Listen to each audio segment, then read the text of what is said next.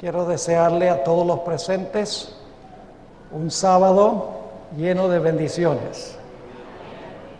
Qué lindo estar en la casa del Señor. Yo creo que aquí no cabe ni una mosca. Un lleno total, gloria al Señor. Esta mañana vamos a estudiar la palabra de Dios, como hemos hecho hasta este tiempo, en esta semana.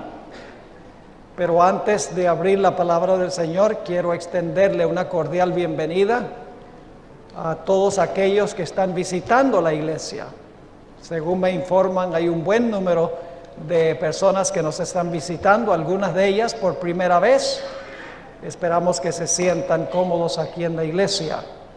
También queremos extenderle una cordial bienvenida a todos los que están viendo este programa a través del internet, en vivo y en directo, y esperamos que nuestro culto de hoy sea una gran bendición. Debo decirles que el tema que vamos a estudiar hoy es un tema que es un poco fuerte, pero vamos a estudiar la Sagrada Escritura. No quiero que nadie en esta mañana se sienta aludido, ni que se ofenda por lo que vamos a decir, pero es necesario en esta época predicar este mensaje. Así que vamos a pedir que Dios nos acompañe, que Dios abra nuestras mentes y corazones, y entonces entramos al estudio de la palabra del Señor. Oremos. Nuestro Padre y nuestro Dios, venimos con confianza ante tu trono, sabiendo que tú eres nuestro Creador, el gran Dios del universo, el Dios que se revela a través de la palabra, el Dios que está obrando en el mundo hoy, el Dios que nos ha mostrado en las profecías lo que está ocurriendo y lo que pronto va a ocurrir en este mundo.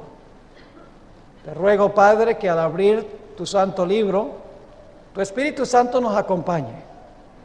Te ruego que quites de todo corazón cualquier obstáculo que pueda haber, para que podamos escuchar solo y exclusivamente tu voz. Todos tenemos ideas preconcebidas, todos tenemos ideas favoritas, pero te ruego que tú nos ayudes a escuchar tus ideas en nuestro estudio. Te lo pedimos en el nombre y por los méritos de Cristo nuestro Salvador. Amén. En los Estados Unidos de América existen aproximadamente 33,000 denominaciones religiosas. Y si incluimos las denominaciones e iglesias en otras partes del mundo, creo que alcanzaríamos por lo menos unas 100,000 denominaciones e iglesias en el mundo. Quiero hacer una pregunta o un par de preguntas al comenzar nuestro estudio de hoy. ¿Por qué llamó Dios a la Iglesia Adventista del Séptimo Día a la existencia? ¿Qué nos distingue de las demás iglesias? Quiero leerles una cita para comenzar que encontramos en el libro Testimonios para la Iglesia, página 19, a donde la escritora nos explica la razón por la cual Dios levantó a esta iglesia para esta época. Leo lo siguiente: en un sentido especial, los adventistas del séptimo día han sido colocados en el mundo como vigías. Esa es una función defensiva. Un vigía vigila, defiende. Pero no solo como defensores. Tenemos otra función, ofensiva. Sigue diciendo, han sido colocados en el mundo como vigías y portadores de luz. Es decir, para defender y también para proliferar el mensaje del Señor. Sigue diciendo, a ellos, es decir, a los adventistas, se les ha confiado la última amonestación a un mundo que perece. Ese es un gran privilegio, que nosotros tengamos la oportunidad de presentar al mundo el último mensaje de amonestación de Dios. Sigue diciendo, sobre ellos, es decir, sobre nosotros, ha resplandecido una luz maravillosa de la palabra de Dios. Se les ha encomendado una obra de suprema importancia, la proclamación de los mensajes del primero, segundo y tercer ángel. Y luego dice, no hay otra obra que tenga tanta importancia. No han de permitir que ninguna otra cosa absorba su atención. Nuestra razón de existir como iglesia es la proclamación del mensaje final de Dios que se haya registrado en los mensajes de los tres ángeles de Apocalipsis, el capítulo 14. El primer mensaje nos llama a temer a Dios, no en términos de miedo, sino a respetarlo, a venerarlo. El segundo imperativo en el mensaje del primer ángel es que debemos darle gloria a Dios, que significa revelar su carácter. Y el mensaje también contiene otro imperativo, que es adorad a aquel que hizo el cielo, la tierra, el mar y las fuentes de las aguas. Tres imperativos en el primer mensaje: temer a Dios. El segundo imperativo, darle gloria. Y el tercer imperativo, adora al Creador. Significa regresar al plan original que hizo Dios en la creación. El mensaje del segundo ángel nos dice que Babilonia, que representa todo el mundo apóstata, representa la falsa religión, representa los poderes seculares del mundo, ha caído. Se conoce como Babilonia. Y el mensaje del segundo ángel se intensifica en el capítulo 18, cuando Dios hace un llamado y dice, Babilonia ha caído, salid de ella, pueblo mío. Dios tiene mucho pueblo en Babilonia porque los llama a salir. Ahora, ¿por qué ha caído Babilonia? Dice el libro de Apocalipsis, porque le ha dado el vino del furor de su fornicación a las naciones. El vino representa sus falsas doctrinas. Y las falsas doctrinas emborrachan a las muchedumbres y hacen que la gente no acepte el mensaje del primer ángel. Y luego viene la advertencia más solemne de la Sagrada Escritura, el mensaje del tercer ángel.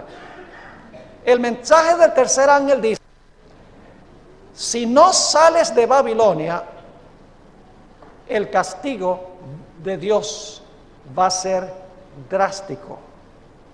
Quiero leer el mensaje del tercer ángel de Apocalipsis, el capítulo 14 y el versículo 9 al 11, para que ustedes vean la importancia del mensaje del tercer ángel.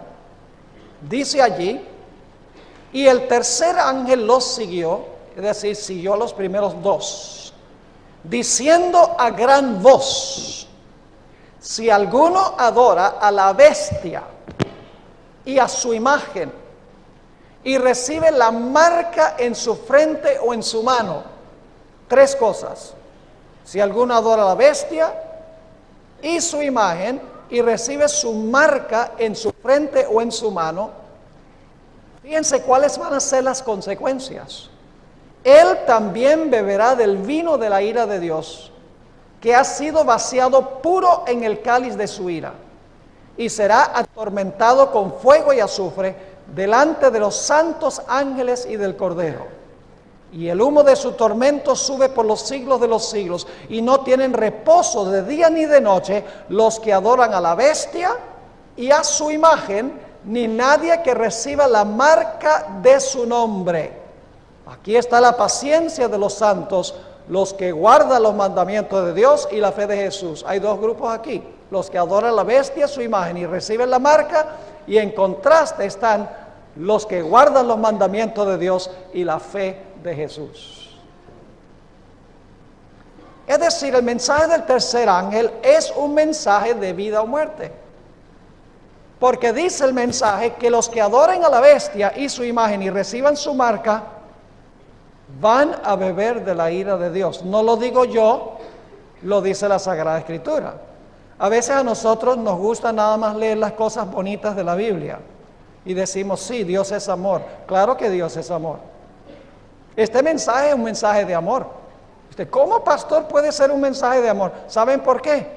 Dios nos advierte porque Él no quiere que nosotros adoremos a la bestia, ni su imagen, ni recibamos la marca. Por eso nos lo dice. Ahora, habla en palabras fuertes. Pero el propósito de las palabras fuertes es que nosotros no terminemos adorando a la bestia, su imagen o recibiendo la marca.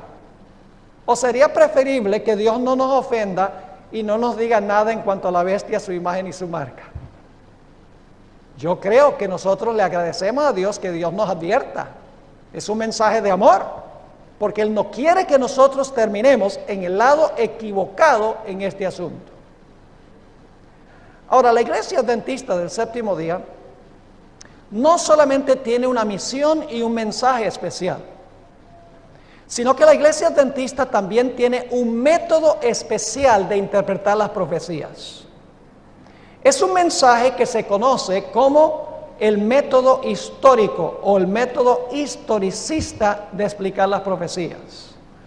Ahora, yo estoy dispuesto de decir que si nosotros no sabemos quién es la bestia, nosotros vamos finalmente a adorar a la bestia. Y vamos a adorar la imagen y vamos a recibir la marca. Porque si no sabemos quién es la bestia, no vamos a saber qué es la imagen de la bestia, tampoco vamos a saber qué es la marca de la bestia. Así que nos incumbe conocer quién es la bestia y qué es la imagen de la bestia y qué es la marca de la bestia. La Iglesia Adventista tiene un método muy cuidadoso de estudiar las profecías para revelar quién es la bestia y qué es su imagen y qué es su marca. Este método se conoce como el método histórico o el método historicista. Les explico cómo funciona. Las grandes profecías de Daniel y Apocalipsis comienzan a cumplirse en los días en que vivió el profeta que escribió el libro. Luego se cumplen los eventos en secuencia sin interrupción, culminando con la segunda venida del Señor Jesucristo. Es decir, que los libros de Daniel y Apocalipsis nos presentan una cadena de eventos, sin paréntesis, sin interrupción, de tal manera que nosotros podemos ver el desarrollo de la historia desde los días del profeta, seguir la secuencia hasta la culminación cuando el Señor Jesucristo venga en poder y gloria. Vamos a tomar una profecía de la Biblia y luego vamos a mirar otra que nos ilustra esta metodología que le ayuda a la Iglesia Adventista a proclamar su mensaje y a cumplir su misión. La profecía a la cual me refiero es la de Daniel, el capítulo 7. Es una excelente ilustración de lo que es el método histórico de interpretar las profecías. Ahora, no vamos a estudiar todo el capítulo 7 de Daniel. Solamente quiero que miremos la secuencia de eventos en Daniel 7. En este capítulo tenemos una bestia, un león de primero. Ahora, ¿qué representa el león? El león claramente representa el reino de Babilonia. Yo pregunto, ¿es ese el reino que estaba gobernando cuando vivió Daniel, el que escribió? Sí. Es decir, la profecía de Daniel 7 empieza en los tiempos cuando escribió el profeta.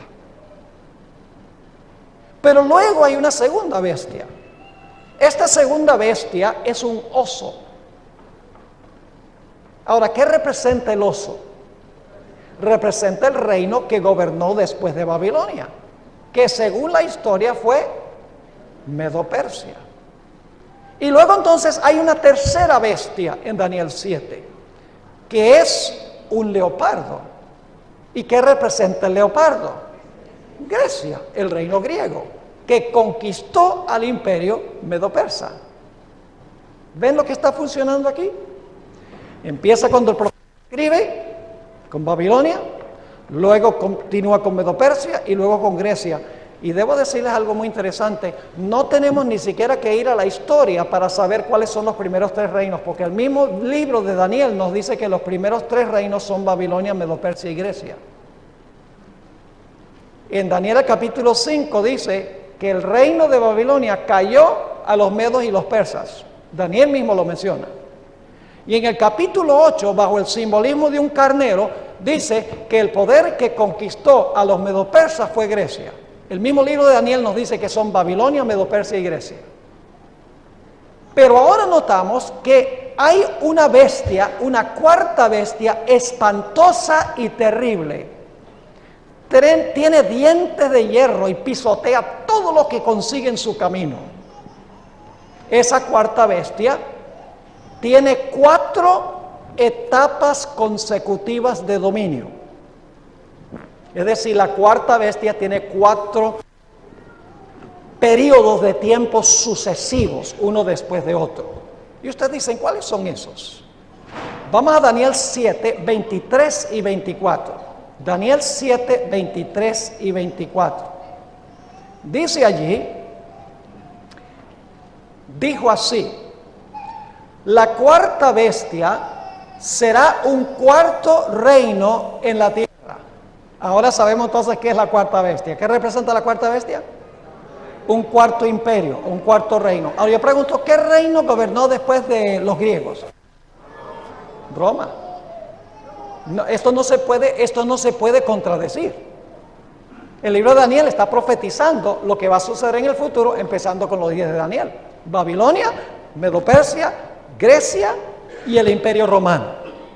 Pero quiero que noten que esta cuarta bestia por un tiempo gobierna sin ningún cuerno en la cabeza. Por un periodo este imperio gobierna solo, sin cuernos. Noten nuevamente, la cuarta bestia será un cuarto reino en la tierra, el cual será diferente de todos los otros reinos, y a toda la tierra devorará, trillará y despedazará. Y ahora noten, y los 10 cuernos significan que de aquel reino se levantarán 10 reyes. Yo pregunto, ¿para que se levanten los 10 ya tiene que existir la bestia antes? De aquel reino se levantarán 10. Para levantarse los 10 ya el reino tiene que existir. Es decir, después que esta cuarta bestia gobierna por un tiempo, le salen 10. La segunda etapa de esta cuarta bestia. La primera etapa es sola.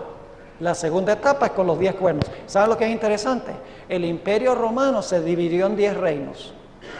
Se fragmentó y se dividió, exactamente como dice esta profecía. Pero ahí no termina la carrera de esta cuarta bestia.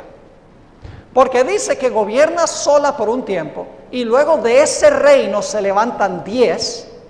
Y luego quiero que noten que hay una tercera etapa. Sigue diciendo en el versículo 24, y los 10 cuernos significan que de aquel reino se levantarán 10 reyes, y en la Biblia reyes y reinos se usan intercambiablemente. Y luego dice, y tras ellos, ¿qué significa tras ellos? Después de ellos, dice, se levantará otro, el cual será diferente de los primeros, y a 3 reyes o reinos derribará. ¿Cuántas etapas hemos visto hasta ahora? 3. La cuarta bestia, el imperio romano gobernando solo. La segunda etapa, el imperio romano dividido, porque todavía es Roma, porque los cuernos salen de la cabeza de la cuarta bestia que es Roma.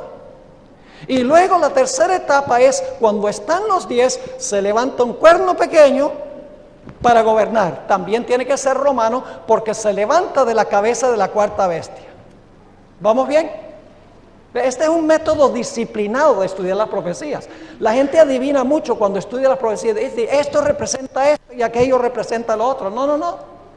Dios nos ha dado, además de un mensaje o una misión, Dios nos ha dado un método de estudiar las profecías de la Biblia. un método disciplinado, un método fríamente calculado, donde podemos entender las profecías de la Biblia.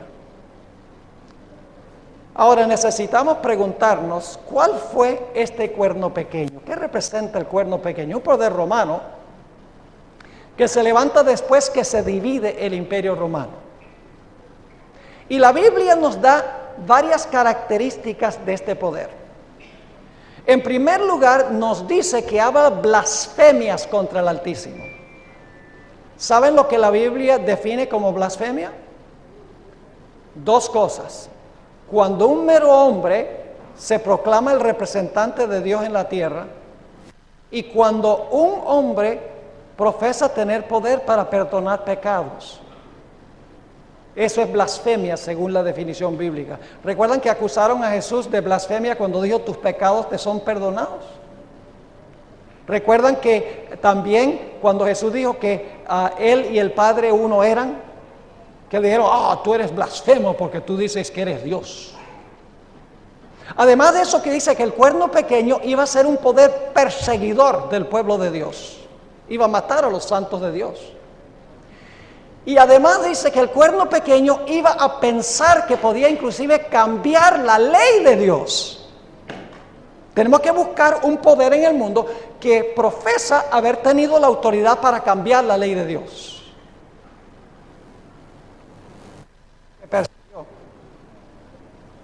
Y que profesa tener poder para perdonar pecados y que profesa tener el representante de Cristo en la tierra.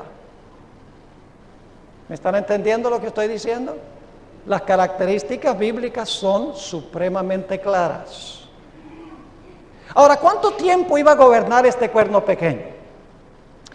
Dice la profecía de Daniel 7 que iba a gobernar por tiempos y la mitad de un tiempo. Y usted dice, eso está raro, tiempo es la mitad de un tiempo. ¿Qué es eso? Bueno, en la Biblia la palabra tiempo se usa para referirse a años. ¿Recuerdan, por ejemplo, Nabucodonosor enloqueció por 7 tiempos? Significa que enloqueció por 7 años. Es decir, el periodo de dominio de este cuerno pequeño fue tiempo, 1 año, tiempos, 2 años y medio tiempo, medio año, 3 años y medio. Pero en las profecías, días equivalen a años, porque estamos tratando con símbolos. Así que multiplicamos 3,5 por 3,5 por 360 días cada año, y el resultado, ¿cuánto nos da? 1260 días, pero días son años. Es decir, este cuerno pequeño iba a tener un periodo largo de existencia, este poder romano que se levanta de la cabeza de la cuarta bestia. Ahora yo le voy a mencionar ¿qué representa este poder? Yo creo que algunos de ustedes ya adivinaron qué representa este poder. Solo hay un poder que cumple con las características.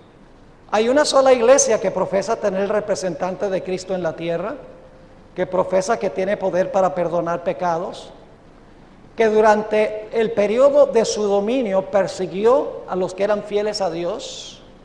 ¿Han oído hablar de la Inquisición, por ejemplo?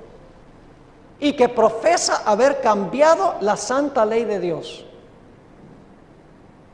Y usted dice, no, la iglesia romana no profesa haber cambiado la ley de Dios. Entonces yo pregunto, ¿cuál día de la semana es el día de la semana que dice esta iglesia que se debe guardar? ¿El sábado? No, ¿cuál día? El domingo. Y la iglesia dice, nosotros por la autoridad que nos dio Cristo, cambiamos el día de reposo del sábado al domingo.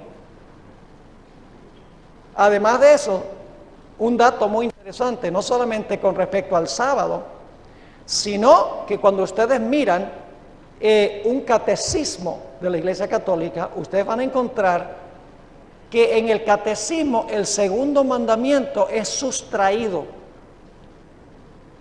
El segundo mandamiento no aparece. ¿Por qué no aparece el segundo mandamiento? Porque el segundo mandamiento prohíbe adorar imágenes. Ese se sustrae en los catecismos. Y entonces lo que sucede es cuando se sustrae, se terminan solo con 9 mandamientos. Así que la Iglesia romana divide el 10º mandamiento en 2. No codiciarás los bienes de tu prójimo, es el 9º, y el 10º es no codiciarás la mujer de tu prójimo. Pero ese es un solo mandamiento, codicia. Pero como se sustrae el segundo, hay que dividir el 10º mandamiento en 2 para terminar con 10. Esto es documentado. No estoy inventando esto. Sencillamente podemos comprobarlo examinando las fuentes.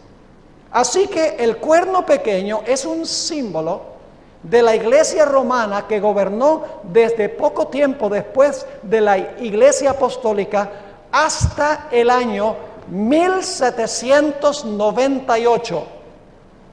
Y ustedes dicen, ¿qué pasó en 1798? En 1798 este sistema recibió una herida mortal, perdió su dominio. Y no tengo tiempo de trazarles toda la historia, pero lo que sucedió fue que el gobierno francés, bajo el liderazgo de Berthier, el general de las tropas de Napoleón Bonaparte, entró en el Vaticano, arrestaron al Papa Pío VI, lo llevaron cautivo a donde murió en Francia. Y uno por uno los gobiernos de Europa le quitaron su apoyo a la iglesia romana. La iglesia romana había podido usar los poderes civiles de Europa durante todo su periodo de dominio, pero en 1798 le fue retirado el apoyo de los poderes civiles de Europa y se le dio lo que la Biblia llama una herida mortal. Ahora, en Daniel 7 no aparece la herida mortal. En Daniel 7 solamente se mencionan las primeras 3 etapas de la cuarta bestia. La bestia con los 10 cuernos y la bestia con el cuerno pequeño. Para entender la cuarta etapa de esta bestia y la herida mortal, tenemos que ir a otra profecía que complementa a esta, la profecía de Apocalipsis, el capítulo 13. Vamos a Apocalipsis, el capítulo 13. Allí se habla de una bestia. La bestia es lo mismo que el cuerno pequeño. Y ustedes dicen, pastor, ¿cómo sabe usted que la bestia es lo mismo que el cuerno pequeño? Porque todo lo que se dice de la bestia es lo que se dice del cuerno pequeño. Dice que la bestia habla blasfemias contra el Altísimo, en Apocalipsis 13, 1 al 10. Dice que la bestia persigue a los santos del Altísimo. Y dice que gobierna por un periodo de 42 meses. Y usted dice, bueno, eso no es lo mismo que tiempo y la mitad de un tiempo. Sí es lo mismo. Lo único que tenemos que hacer es multiplicar 42 meses por 30 días cada mes. ¿Y cuál es el resultado? 1260. Es el mismo periodo de tiempo, pero se expresa de una forma diferente. Igual, son 1260 años. Y la bestia hace lo mismo que hacía el cuerno pequeño. Representa el mismo poder. Pero Apocalipsis 13 agrega algunos detalles. En Apocalipsis 13:10 nos dice que después de los 1260 años de dominio, que terminan en 1798, dice que algo sucedió con esta bestia o con el cuerno pequeño. Apocalipsis 13:10 dice, si alguno lleva en cautividad, va en cautividad. Interesante que usa la palabra cautividad. El que llevaba cautivos ahora lo van a llevar a el cautivo. Y si alguno mata a espada, ¿saben lo que representa la espada? Romanos 13 dice que representa el poder civil. No en vano el poder civil lleva la espada. La espada simboliza el poder civil, porque la bestia usaba la espada para perseguir los poderes civiles. Pero aquí dice que el que mata con la espada, el que persigue con la espada del poder civil, dice, a espada debe ser ¿qué? Debe ser muerto. Es decir, este poder recibió una herida mortal al final de su periodo de dominio. ¿Será que ese es el fin de este poder? ¿Se acabó el poder? Después de los 1260 años. No. La Biblia nos dice que este poder va a resucitar y va a dominar como dominaba en el pasado, pero no solo en Europa, sino en todo el mundo. Y ustedes dicen, ¿dónde dice la Biblia eso? Apocalipsis 13 y el versículo 3 nos lo dice. Apocalipsis 13 y el versículo 3 dice: y vi una de sus cabezas de la bestia, ¿como qué? Como herida de muerte, pero su herida mortal fue sanada. Y se maravilló toda Argentina. No dice todo. Es para ver si estaban despiertos. Y se maravilló toda la tierra en pos de la bestia. Ahora escuchen bien, ¿quién estaría del lado del Señor? ¿Toda la tierra o un pequeño remanente? La gente dice, ay no, hay que seguir, a este sistema hay que seguirlo porque está en todo el mundo. Todo el mundo lo acepta, todo el mundo lo cree. No, porque la mayoría nunca ha estado con el Señor. Los que guardan los mandamientos de Dios y la fe de Jesús son pocos. Aquí dice, toda la tierra se maravilla en pos de la bestia cuando se le sana la herida mortal. Esa es la cuarta etapa de esta cuarta bestia. Las 4 etapas son entonces el Imperio Romano solo hasta el año 476, luego entonces los 10 cuernos por un corto periodo de tiempo, luego el cuerno pequeño, Roma papal por 1260 años, se le da la herida mortal en 1798, hay un tiempo en que este poder está inactivo, no puede perseguir porque los poderes civiles no le dan su apoyo, porque le fue quitado el apoyo en 1798 de los gobiernos del mundo. Pero la Biblia dice que después de un tiempo de inactividad, a esta bestia se le sanará la herida y nuevamente tendrá dominio como tuvo durante los 1260 años. ¿Están viendo cómo estamos estudiando la profecía? Sin interrupción. Babilonia, Medo-Persia, Grecia, el Imperio Romano dividido, el Imperio Romano bajo el dominio del papado, la herida mortal, un periodo de inactividad y luego se sana la herida. Pero surge la pregunta, ¿cómo es que se va a sanar la herida mortal de esta bestia? La respuesta es sorpresiva y triste. Vamos a Apocalipsis 13 y el versículo 11. Apocalipsis 13 y el versículo 11. Cuando cae esta bestia con su herida mortal, en ese momento se levanta otra vez. ¿Ve? Sin interrupción. Herida mortal, cuando recibe la herida mortal, se levanta otra bestia. Apocalipsis 13 y el versículo 11 nos describe esa bestia que se levanta cuando la primera cae. Dice, después vi otra bestia. Cuando recibe una herida mortal dice, entonces veo otra bestia que subía ¿de dónde? De la tierra. ¿De dónde se levantó la bestia, la otra bestia? Del mar. Yo pregunto, ¿esta bestia entonces se levanta en otro sitio? Claro que se levanta en otro sitio, porque se levanta de la tierra. Y tenía 2 cuernos semejantes a los de un cordero. Pero hablaba como dragón. ¿En qué se parece un cordero a un dragón? En nada.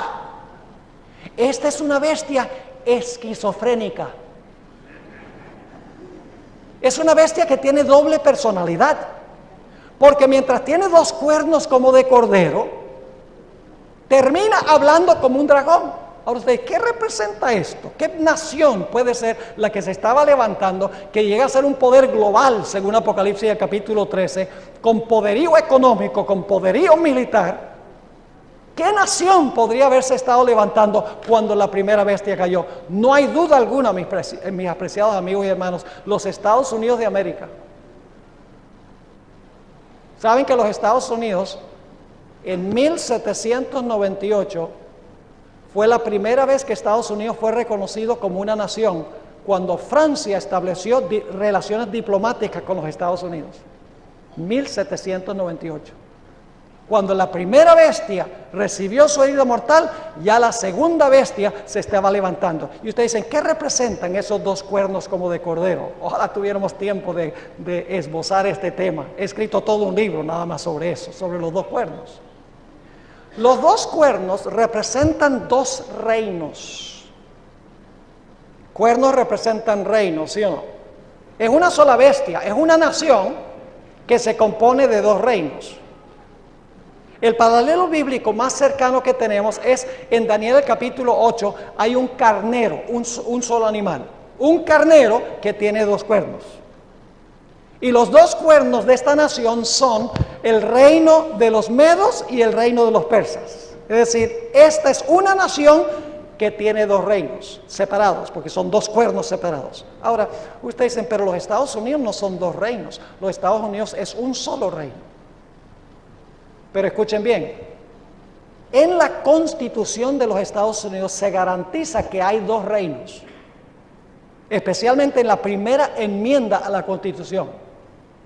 La primera enmienda a la Constitución de los Estados Unidos dice que el Congreso no puede hacer ninguna ley que tenga que ver con observancias religiosas, porque la iglesia es una cosa y el Estado es otra.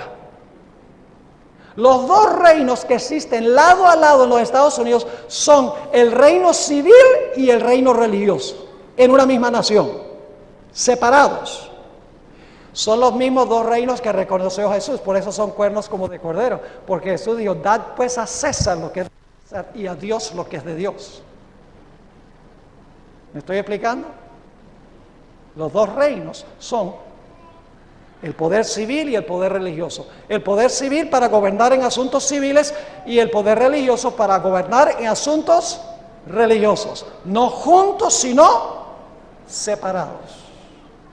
En los Estados Unidos el Congreso no puede redactar ninguna ley religiosa. Está prohibido. Ni tampoco puede impedir que la gente practique su religión constitucionalmente, porque la misma primera enmienda dice que el Congreso no puede redactar ninguna ley que establezca una observancia religiosa, ni tampoco puede prohibir que usted practique libremente su religión. La primera enmienda de la Constitución tiene la idea de los dos reinos. Y ese es el secreto de la prosperidad de los Estados Unidos. La separación de la iglesia del Estado. Los mismos dos principios que enseñó Jesús. Dad pues a César lo que es de César y a Dios lo que es de Dios. Jesús dijo, mi reino no es de este mundo.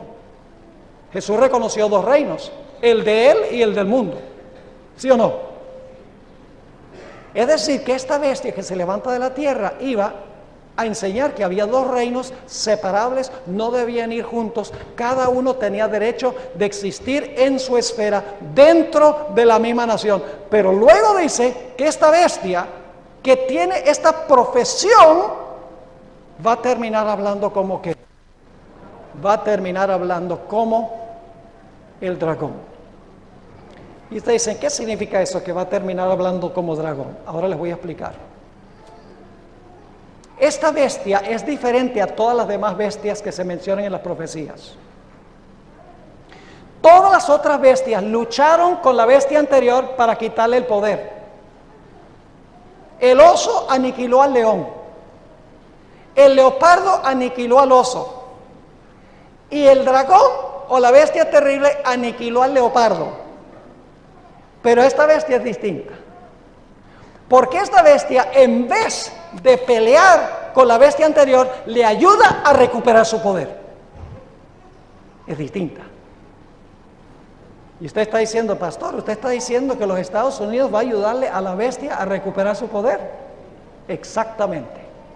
Va a ser la nación que le va a ayudar a esa bestia que gobernó durante los 1260 años a recuperar el poderío y el dominio que tenía durante los 1260 años.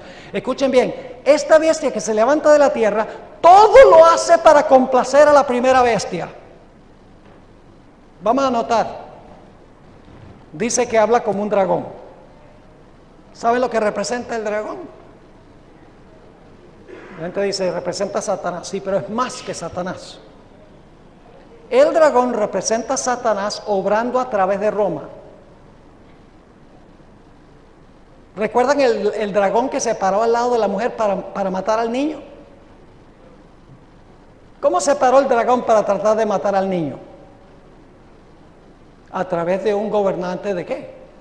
Del Imperio Romano, Herodes. Durante los 1260 años, el cuerno pequeño, que en Apocalipsis 12 se le llama el dragón persiguió a la mujer. Y la Biblia dice que al final de la historia, el dragón va a perseguir a los que guardan los mandamientos de Dios y tienen el testimonio de Jesucristo. En las profecías, el dragón siempre representa a Satanás obrando por medio de Roma. Así que si esta bestia va a hablar como el dragón, no solamente va a hablar como Satanás, sino que va a hablar como Roma. Nota lo que dice Apocalipsis 13 y el versículo 12, para que ustedes vean que esta segunda bestia, todo lo que hace, lo hace para complacer a la primera bestia y ayudar a la primera bestia a recuperar su poder. Dice ahí en el versículo 12, en cuanto a esta bestia, ejerce toda la autoridad ¿de quién? De la primera bestia en presencia de ella. ¿Ejerce la autoridad de quién? De la primera bestia. La Nueva Versión Internacional, me gusta la traducción, dice, y ejerce toda la autoridad de la primera bestia a favor de ella. En vez de en presencia de ella, dice a favor de ella. El versículo 12 también dice, hace que la tierra y los moradores de ella adoren a la primera bestia. Habla como dragón, la primera bestia. Dice que todo lo que hace, lo hace en presencia de la primera bestia por su autoridad. Luego dice, hace que la tierra y sus moradores adoren a la primera bestia. Dice en el versículo 14, manda a los moradores de la tierra que le hagan imagen a la primera bestia. Y luego encontramos el versículo 16, dice que impone la marca de la primera bestia. Me da la impresión de que esta bestia existe para ayudar a la primera a recuperar su poder. Es decir, según las profecías, los Estados Unidos de América van a ser instrumentales en devolverle el poder a Roma papal. No lo digo yo, lo dice la secuencia. Podemos tratar de negarlo y decir, no, a mí no me gusta eso porque eso es lo que siempre se me ha enseñado, pero así es. Porque el historicismo, el método histórico de estudiar las profecías, nos dice exactamente a dónde estamos. Babilonia, Medo-Persia, Grecia, el Imperio Romano dividido, Roma papal, 1260 años, recibe una herida mortal, está inactiva, se levanta los Estados Unidos cuando recibe la herida mortal, con la idea de dos reinos o dos principios, separación de iglesia y Estado, y luego los Estados Unidos le ayuda a la primera bestia a recuperar su poder. Está clarito la secuencia. Ahora escuchen bien. Este método adventista de interpretar las profecías no lo inventó la iglesia adventista. Este método lo enseñaban los grandes reformadores protestantes. Lutero, Calvino, Zwinglio, todos usaban este método. Pero después que los reformadores usaron este método para mostrar que el poder aludido era la iglesia romana, la iglesia romana convocó un concilio que se conoce como el Concilio de Trento, con el fin de tratar de contrarrestar la reforma protestante, teológicamente. Pero pronto se dieron cuenta que teológicamente no podían contrarrestar el protestantismo. Porque el mensaje de la Biblia, la justificación por la fe y que Cristo es el único intercesor y que hay un solo sacrificio, etcétera, se dieron cuenta que eso estaba bien arraigado en la Escritura. Pero no podemos contrarrestar solo el mensaje. Entonces dijeron, lo que tenemos que hacer es contrarrestar el método que usan para interpretar las profecías que nos apuntan a nosotros. No tanto atacar el mensaje de la reforma, sino atacar el método que usaban los reformadores para demostrar que el papado estaba cumpliendo las profecías. Y por lo tanto se levantan dos sacerdotes jesuitas, poco después de la reforma protestante. Escribí todo un libro sobre esto. El primero se llamaba Luis de Alcázar jesuita español. Escribió un comentario de 900 páginas sobre el libro de Apocalipsis y también tocando sobre Daniel. Y dijo, estas profecías en cuanto al cuerno pequeño no tienen nada que ver con el papado. Esa profecía en cuanto al cuerno pequeño se cumplió con un individuo en el Antiguo Testamento que se llamaba Antíoco Epífanes, que vivió 165 años antes de Cristo. Así que como la profecía del cuerno pequeño se cumplió fue con él, no tiene nada que ver con nosotros.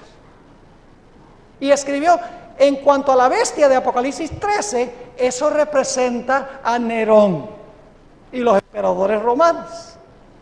Es decir, eso pasó mucho antes que nosotros existiéramos. Es decir, lo que hizo Luis de Alcázar fue cambiar el método de interpretar las profecías, estableció lo que se nos conoce como el preterismo, diciendo que las profecías en cuanto al anticristo se habían cumplido en el pasado con Antíoco Epífanes y con Nerón. Pero se levantó otro escritor, jesuita también, de España, con el nombre de Francisco Rivera, y estableció otro sistema de interpretar la profecía. Dijo, no, yo discrepo con Luis de Alcázar. Estas profecías todavía no se han cumplido. Se van a cumplir al final de la historia. Se va a levantar un individuo bien malo, una persona, y esa persona va a reconstruir el templo en Jerusalén y va a hacer una imagen bien grandota y va a mandar a todos a que adoren la estatua que él hizo de él mismo y le va a poner un tatuaje en la frente a la gente.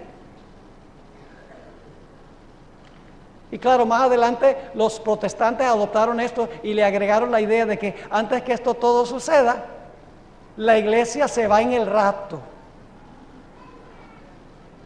Y como resultado de esto, los protestantes conservadores en los Estados Unidos enseñan que el anticristo no ha aparecido todavía. El cuerno pequeño y la bestia no se ha cumplido todavía, el hombre pecado no se ha cumplido todavía. Dicen, todo eso se va a cumplir en el futuro, después del rapto de la iglesia al cielo. Es decir, todas estas profecías son proyectadas al futuro o al pasado. Y por lo tanto la gente no se da cuenta que estas profecías se están cumpliendo en Roma y en los Estados Unidos porque están mirando a donde no es.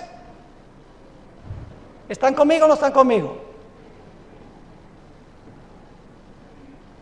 Ahora, permítanme mencionar algunas cosas que están sucediendo en los Estados Unidos, porque la profecía dice que es los Estados Unidos. Tenemos que mantener los ojos en los Estados Unidos. La gente dice, no, miremos a Europa y miremos allá a ISIS, en el Medio Oriente. Las iglesias protestantes conservadoras están mirando es allá. Y cada vez que aparece un personaje malévolo, saben que los protestantes decían, el anticristo es Mussolini. Pero luego lo ahorcaron y ese no funcionó. Luego dice Hitler y luego ese se suicidó. Y luego más adelante dice el Ayatollah Khomeini. Y luego más adelante dicen es Henry Kissinger.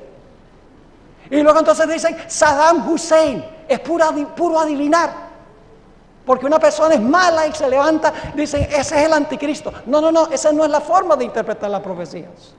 Hay una forma disciplinada de interpretar las profecías usando el método que Dios mismo nos ha dado en su santa palabra. Están pasando cosas tremendas en los Estados Unidos. Posiblemente algunos de ustedes han oído hablar de un personaje que se llama Tony Palmer. ¿Quién fue Tony Palmer? Porque murió en un accidente en una motocicleta. ¿Qué lo motivaba a él? Pertenecía a una denominación anglicana que se ha dividido en 1000 pedazos de la tradición celta. Él anhelaba que todos los cristianos se unieran en una experiencia común. El 25 de febrero de este mismo año fue invitado a una convención de líderes carismáticos protestantes, organizada por un individuo muy famoso en los Estados Unidos que se llama Kenneth Copeland. Kenneth Copeland lo invitó para que hablara a ese grupo de líderes, centenares de líderes. Él dijo que había venido en el espíritu y el poder de Elías para tornar los corazones de los padres a los hijos y los hijos a los padres, es decir, para unir a todos los cristianos. Se lamentó de que después de Lutero el protestantismo se haya dividido en 33,000 denominaciones religiosas. Y dijo en su discurso: la diversidad es divina, la división es diabólica. Afirmó que Dios le ha dado a los carismáticos la gloria para que sean uno. Ahora cito lo que él dijo: es la gloria la que nos une, no la doctrina. Interesante. Si usted acepta que la gloria de Dios vive en mí y que la presencia de Dios está en usted, eso es todo lo que necesitamos, pues Dios nos aclarará todas nuestras doctrinas cuando lleguemos al cielo. Si no tenemos que discutir doctrina aquí, porque cuando lleguemos al cielo Dios va a enderezar todo. Luego dice, la unidad cristiana es la base de nuestra credibilidad, pues Jesús dijo que el mundo no creerá hasta que seamos uno. En 1999, los luteranos y los católicos firmaron lo que se conoce como la Declaración Conjunta sobre la Justificación por la Fe, a donde los luteranos y los católicos afirmaron que ellos están de acuerdo en cuanto al significado de la doctrina de la justificación por la fe. Los metodistas 5 años más tarde firmaron que la Iglesia Católica y ellos también están de acuerdo sobre la justificación por la fe. Y esto llevó a Tony Palmer a decir a los que estaban reunidos allí: hermanos y hermanas, la protesta de Lutero se acabó. ¿Se acabó la suya? Eso fue lo que preguntó. Luego se lamentó de que ninguna iglesia evangélica había firmado ese documento, junto con los luteranos y los metodistas. Y declaró esto: hace 15 años la protesta se acabó. Si ya no hay protesta, entonces, ¿cómo puede haber una iglesia protestante? Tremendo. Y luego dijo: tal vez ahora todos somos católicos de nuevo. Pero la historia no termina allí. Esto no es un grupito de gente, estos son los grandes líderes de las iglesias pentecostales y carismáticas de los Estados Unidos, reunidos en convención. Ahora, Palmer era un amigo íntimo del Papa Francisco I. Se conocieron mientras que Bergoglio estaba aquí en Argentina antes de ser Papa. Y antes de la convención, Palmer fue al Vaticano y le preguntó al Papa si podía grabar un mensaje para los que se iban a reunir en la convención. Y el Papa dijo sí. Así que Palmer sacó su iPhone y grabó un mensaje de Francisco I para esta convención. Les leo algunas de las cosas que dijo Francisco I a este grupo de protestantes. Estoy anhelando que esta separación llegue a su fin y nos conceda la unidad. Estoy suspirando por ese abrazo. Y luego dijo: por favor, oren por mí, necesito sus oraciones. Y yo oraré por ustedes, pero necesito sus oraciones. Y oremos que el Señor nos una a todos. Vamos, somos hermanos. Démonos un brazo espiritual y permitamos que Dios termine la obra que ha comenzado. Y esto es un milagro. El milagro de la unidad ha comenzado. Les pido que me bendigan. Yo los bendigo de hermano a hermano. Yo los abrazo. Mensaje a la convención protestante. Pero lo más extraordinario es cuando se paró Kenneth Copeland, y ese no es un predicador cualquiera, está en televisión. Miles y miles lo siguen. Se paró diciendo: gloria, gloria, gloria, gloria, como 20 veces dice: gloria, gloria. Y luego declaró, no sabemos cómo orar por él como debemos. Y comenzó a elevar una oración en lenguas. Porque no sabemos cómo orar por el Papa, decía él. Luego le dijo a Tony Palmer que trajera su iPhone para mandarle un mensaje de regreso a Francisco I. Y fíjense lo que dijo en el mensaje de regreso al Papa. Estos líderes representan literalmente a decenas de miles que lo aman a usted, que creen que Dios está con usted. Y en contestación a su petición, acabamos de orar con usted y por usted, y lo hicimos en el Espíritu. Le bendecimos y recibimos su bendición.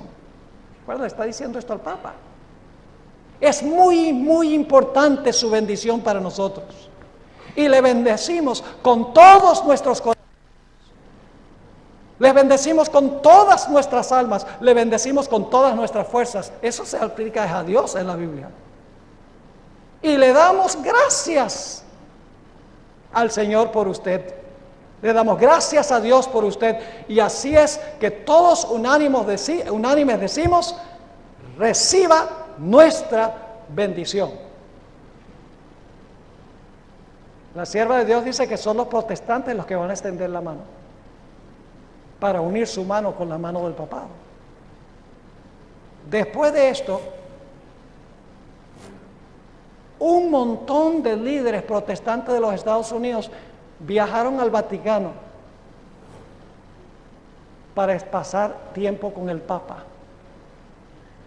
James Robinson, otro evangelista de la televisión, miles lo siguen. Joel Osteen, que reúne 50,000 personas 3 veces los domingos en un coliseo, seguido por centenares de miles en los Estados Unidos. Fue al Vaticano y se quedó maravillado. Yo no sé si ustedes saben, pero un individuo con el nombre de Ulf Ekman, quien fundó la iglesia más grande de los países escandinavos, una mega iglesia,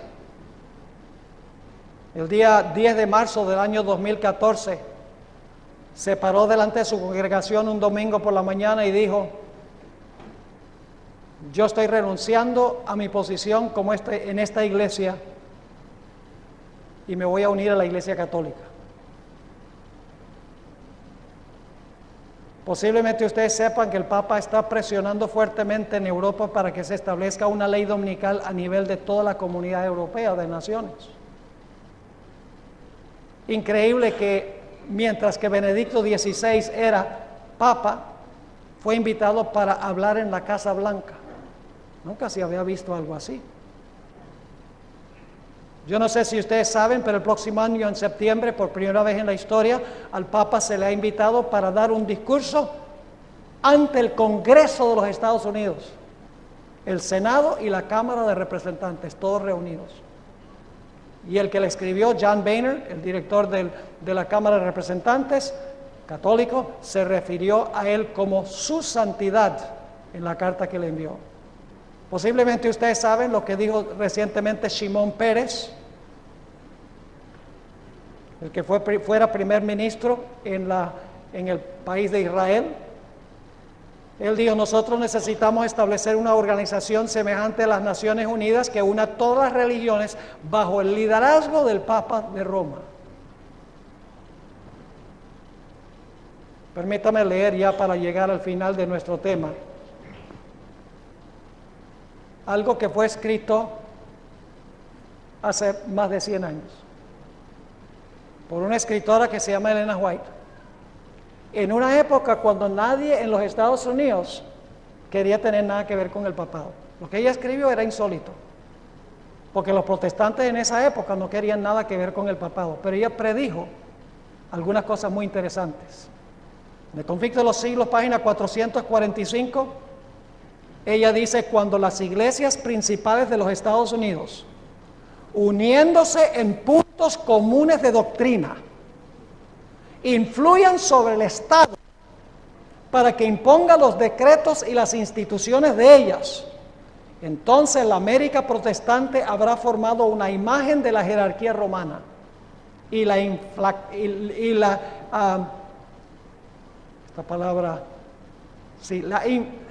imposición de penas civiles contra los disidentes vendrá de por sí sola, uniéndose en puntos comunes ¿de qué? De doctrina. En la página 444 dijo: muchos consideran la gran diversidad de creencias en las iglesias protestantes como prueba terminante de que nunca se procurará asegurar una uniformidad forzada.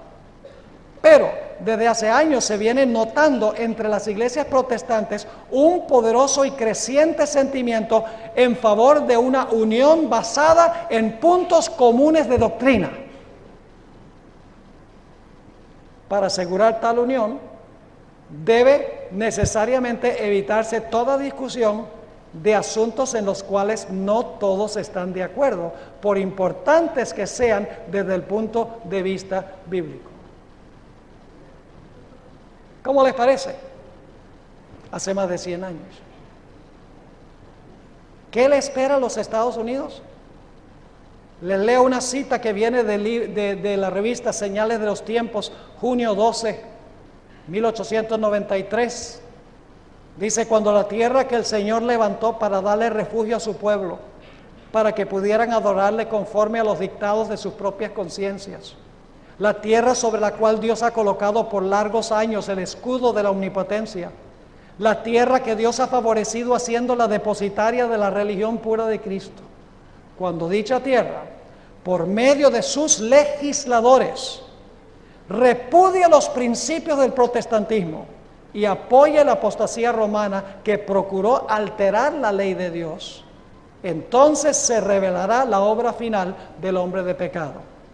Y ahora escuchen: los protestantes le brindarán toda su influencia y apoyo al papado. ¿Quiénes toman la iniciativa? Los protestantes. Por un acto nacional es un acto del Congreso, por un acto nacional impondrán la observancia del falso sábado y le darán vida y vigor. Para darle vida y vigor tiene que haber perdido la vida y el vigor. Y le darán vida y vigor a la fe corrupta de Roma. Y así revivirán. ¿Qué significa revivir?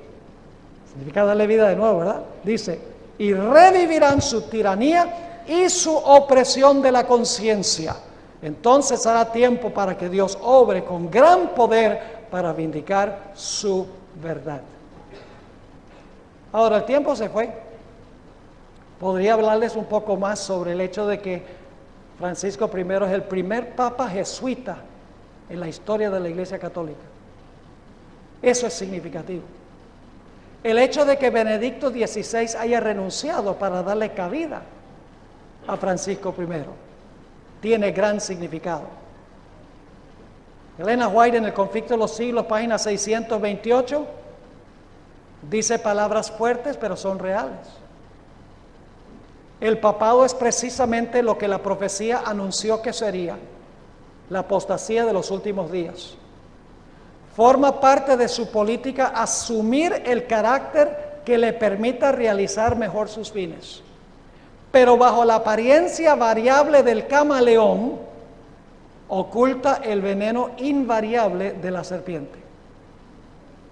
La cara que da es una, pero la realidad es otra.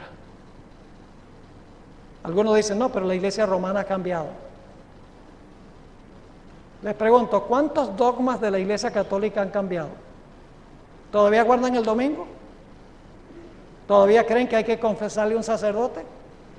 ¿Todavía creen en el sacrificio de la misa? ¿Todavía creen que se le puede orar a los santos? ¿Todavía creen que la gente se puede inclinar a los ídolos? ¿Todavía creen que el bautismo es por aspersión? ¿Todavía cree que el bautismo es de infantes? Entonces, ¿en qué ha cambiado? En nada. Lo que ha cambiado es su apariencia, pero las profundidades de su ser es el mismo sistema. Algunos estarán diciendo, el pastor Bora habló fuerte hoy. Sí, lo admito. Y no fue con la intención de ofender a nadie. Yo sé que posiblemente hay personas aquí que pertenecen a ese sistema.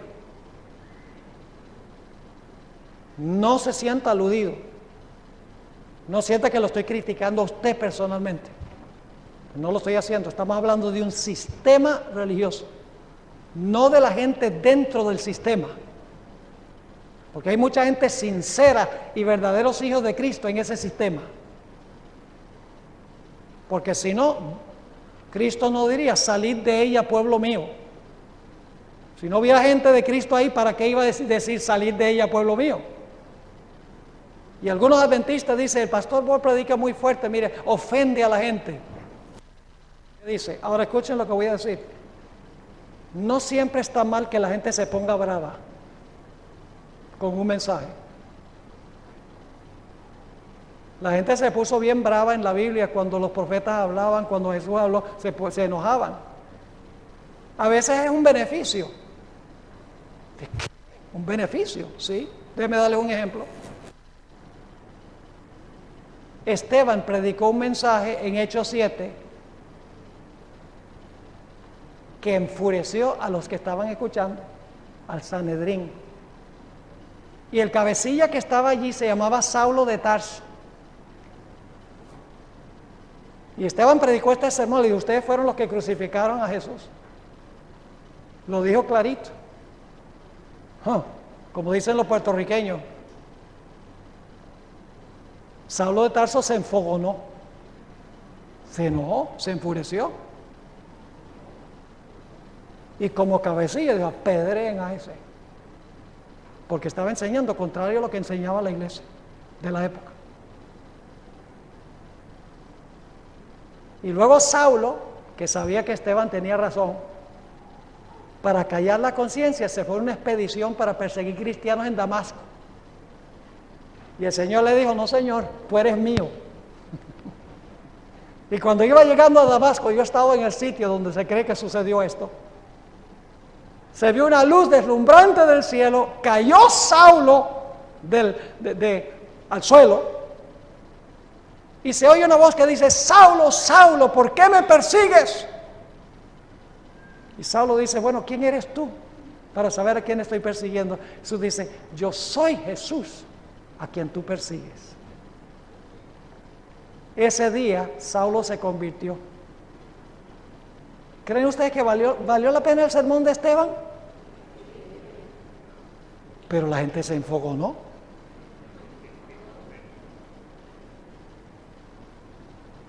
Yo admito que los que están aquí, que nunca han escuchado esto, les va a tomar un tiempo procesar esto.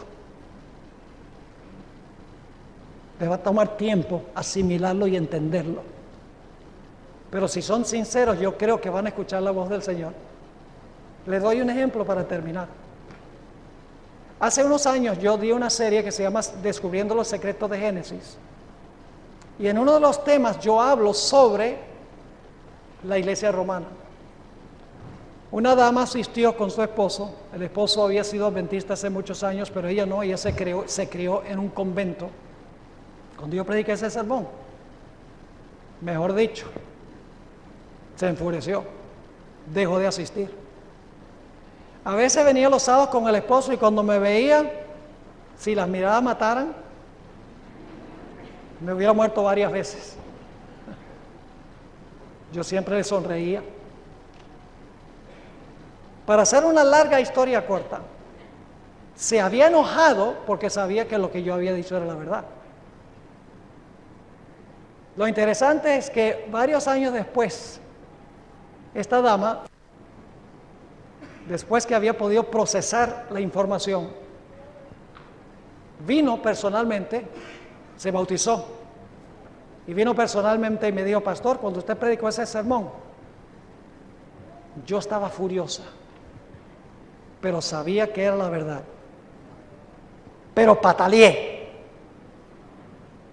Y pocos días después que ella me contó su testimonio, me llegó una tarjeta en el correo donde ella me pedía perdón por todas las miradas que mataban.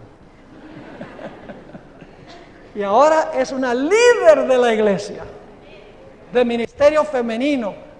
Es líder en los departamentos de niños, feliz y contenta. Tiene 3 lindas niñas que nacieron después que ella se unió a la iglesia adventista. Toma tiempo procesarlo. Yo no les estoy diciendo que hoy tienen que aceptar esto, los adventistas ya conocen esto. Lo que estoy diciendo es que debemos escuchar la voz del Señor, debemos dejar que la verdad entre a la mente y el corazón y entonces tomar una decisión a favor del Señor y a favor de su verdad. Vuelvo a repetir al cerrar un punto muy importante, y es que la profecía dice que cuando se le sana la herida, se va a maravillar todo el mundo en pos de la bestia. La mayoría de los cristianos, la vasta mayoría, va a seguir a este sistema. Si la vasta mayoría está siguiendo este sistema, eso no es de Dios. Porque el Señor Jesucristo dijo en Juan 17:14, hablando de sus discípulos: yo les he dado tu palabra, y el mundo los aborreció, porque no son del mundo, como tampoco yo soy del mundo. Si todo el mundo está feliz y contento en este sistema, es razón para temer. Porque Jesús dijo que cuando predicamos la palabra del Señor, vendrá no el amor del mundo, sino que vendrá la oposición del mundo. Una última recomendación. Hay un libro que se llama El conflicto de los siglos. Si no tienen un ejemplar de ese libro, hablen con el pastor Jiménez. Él les va a conseguir un ejemplar de ese libro.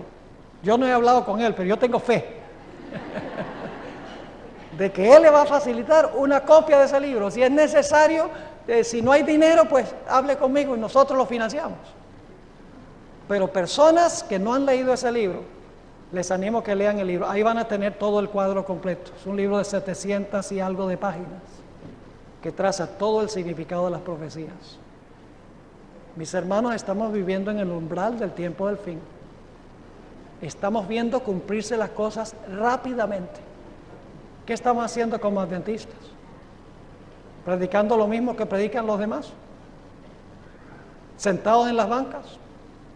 ¿No contándole nada a nadie? Es tiempo de que nos despertemos y cumplamos la misión que Dios nos ha dado.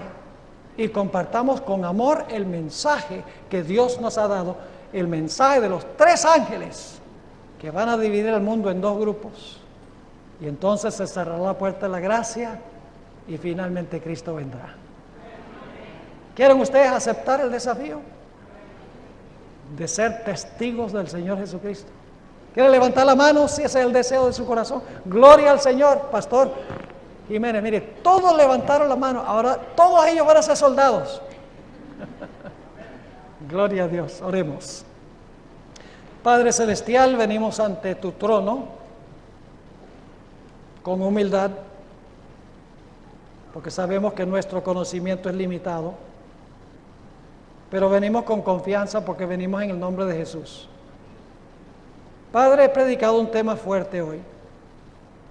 No era mi intención ofender a nadie que está reunido aquí, pero sí era mi intención presentar la verdad en cuanto a las profecías. Te ruego, Señor, que tú estés con cada persona reunida en este lugar. Aquellos que están escuchando esto por primera vez, te ruego, Señor, que tú hables a su mente y su corazón y les hagas claro todo este asunto, que puedan tomar una decisión de ponerse del lado del Señor Jesús.